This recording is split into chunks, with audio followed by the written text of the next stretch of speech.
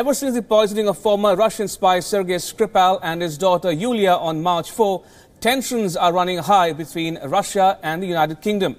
Vladimir Putin is under immense global pressure as more than 20 countries have expelled Russian diplomats.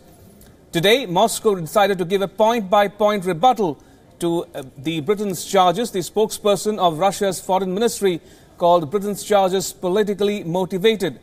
The UK has the support of more than 20 countries, including the United States, which was the first to expel Russian diplomats before others such as Canada, Ukraine, Albania, Australia and most European Union states followed suit. Now, UK Foreign Secretary Boris Johnson, while addressing lawmakers, thanked the country's allies for their support.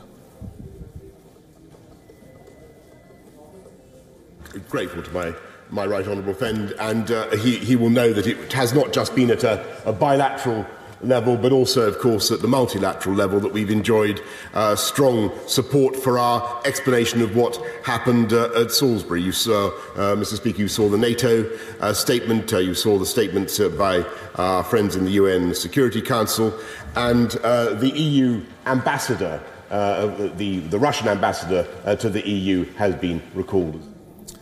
Right, Julia Chapman joins me live from Moscow for more on this story. Good evening, Julia. Now, we heard Maria Zakharova give a point-by-point rebuttal to the British accusations. But what about the Russians' retaliation to the measures, including expulsion of the diplomats? Why this delay? What is Russia's thinking?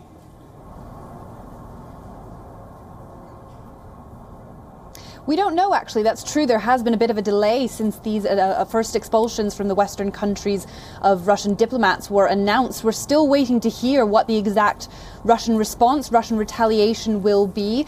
We're expecting some tit-for-tat expulsion of diplomats and perhaps the closure of an American consulate in Russia. The Russian embassy in the US made a Twitter poll yesterday asking its followers to vote on which Russian consulate or American consulate in Russia should be closed. So that might be one of the measures taken. But yeah, we're still waiting to hear exactly what the measures will be.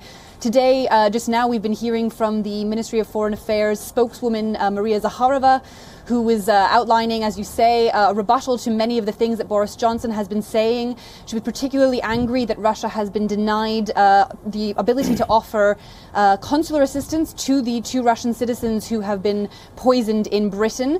She also took down some of Boris Johnson's statements about his interpretation of Dostoevsky that he was quoting, as well as his mentioning of the 1936 Olympics in Nazi Germany, which he was comparing to the upcoming World Cup in Moscow and other Russian cities. And also talking about the Moscow's dilemma going forward, Julia, has the joining of the US and its EU and NATO allies with the UK compounded matters or Moscow's worries on this issue?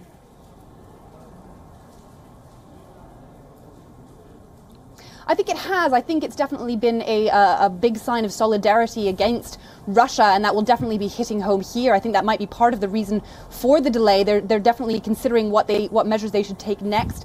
It's, perhaps mostly a symbolic move, but it's been a very large number of countries who have decided to stand with Britain against Russia in this retaliation against what they accuse Russia of, the poisoning of the Russian double agent and his daughter in Britain. Right. On that note, Julia Chapman, thank you so much for joining me live from Moscow. Appreciate it.